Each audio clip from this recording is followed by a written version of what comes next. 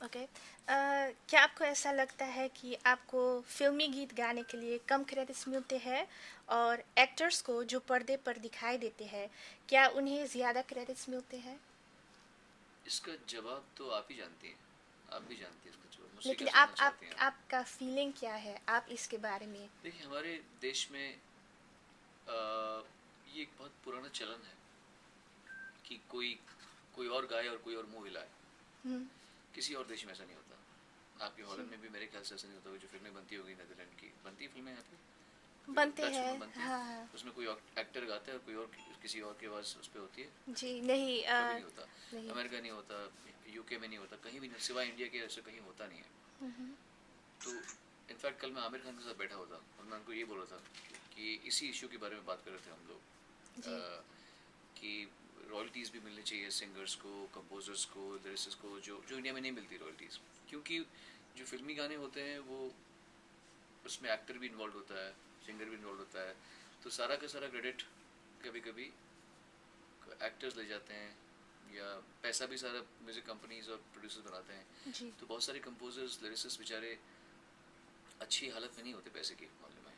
Singers भी बहुत कम singers हैं जो अच्छे शोज़ करते हैं, बाकी शोज़ नहीं करते। सो ये बात सही है कि हमारे देश में क्रेडिट म्यूजिशियंस को बहुत कम मिलता है, जी। और एक्टर्स और एक्ट्रेसेस को और प्रोड्यूसर डायरेक्टर्स को, फिल्म को ज़्यादा मिलता है। अच्छा। और आपने बताया आमिर खान के बारे में।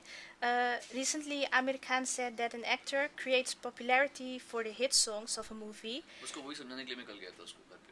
सच? और क्या कहा उन्होंने? उसको वही समझाने के लिए गया था, है मेरे दोस्त अच्छे, मैं उसको बहुत प्यार करता जी। हूँ, वो मुझे प्यार करता है। उसको मैंने ये बताने के लिए गया था कि देखो, फिल्मों में गाना छोड़ दो, मत करो ना, हाँ। मत लो फिल्म में गाना, और फिर प्रमोट करो फिल्म को। जी। तुम्हारी हर फिल्म तो गानों पे प्रमोट होती है, तुम्हारे प्रोमोस गानों के बनते हैं। तो वो बेचारा समझना चाहता है, लेकिन उनको ये पता ही नहीं है कि पूरे वर्ल्ड में फिल्मों में गाने नहीं होते, गाने अलग होते हैं और फिल्में अलग होती हैं। तो मैं तो चाहता ही हूँ कि इंडिया की फिल्मों में गाने बंद हो जाने चाहिए, क्योंकि इन गानों की वजह से हमारी separate independent private music industry नहीं चल रही। जी। कभी गज़ल नहीं बनती, भजन नहीं बनते, क्योंकि फिल्मों में जो गाने बन रहे हैं आइटम सॉन्ग बनते रहते हैं हमेशा। हाँ। So there is no independent music in our country because of film music. Film music has killed ghazals, has killed classical, has killed any other kind of pop music or bhangra music, whatever. Film music he film music है बस। जी। तो मैंने उनको ये समझ लिया था कि आप जो बोल रहे हैं ये गलत बोल रहे हैं, बिकॉज म्यूजिक और फिल्म एक साथ चल रही है। इसका मतलब ये नहीं है कि वो दोनों, म्यूजिक फिल्म पे डिपेंडेंट है, हाँ।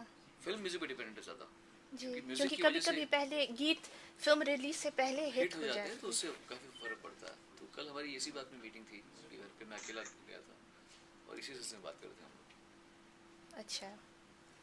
So, ठीक। Dames, jullie hebben 3 minuten nog. so do you agree with the amendments that are made Amendments, yeah. for the Copyright Act We are of trying to, yeah, we are trying to. 1957? We are the ones who are trying to make the amendments, actually. Okay. And the producers and actors, some of them are trying to, I mean, they have their own reasons, of course, because when the amendments are made, they're going to lose a lot of money. So they don't want to part with that money. But more than money, it's more what is right and what is wrong. सही गलत की वाली बात है.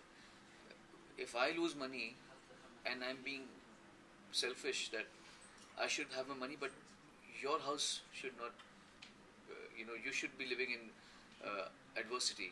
ये कहाँ की बात होगी? हक नहीं मार सकते आप किसी का। पूरे वर्ल्ड में एक सिंगर का गाना हिट होता है तो कंपोजर, लिरिक्स राइटर, सिंगर को रॉयल्टीज मिलती हैं, and for the whole life they get royalties, copyright मिलता है। एक इंडिया में ऐसा नहीं होता बस। It's only India that we don't have, you know. Have you heard the song आएगा आएगा? आएगा आने आने वाला, ये मैं आपके बारे में गा रही थी। अब वो जो गाना है वो एक कंपोजर थे खेमचंद प्रकाश। जी। खेमचंद प्रकाश थे कंपोजर इस गाने के। उनकी बीवी बॉम्बे में एक रेलवे स्टेशन पे भीख मांग मांग के मरी है। भीख मांग के ऐसे, सच है। बाबा भीख ऐसा करके वो मरी है, बिकॉज रॉयल्टी नहीं मिलती। इसीलिए हम चाहते हैं कि सबको रॉयल्टीज मिले, ताकि बुढ़ापे में हमको काम नहीं करना पड़े, उनके पास पैसे आते रहे। यही मेरे को ये समझाने के लिए गया था मैं। मैं आपसे कुछ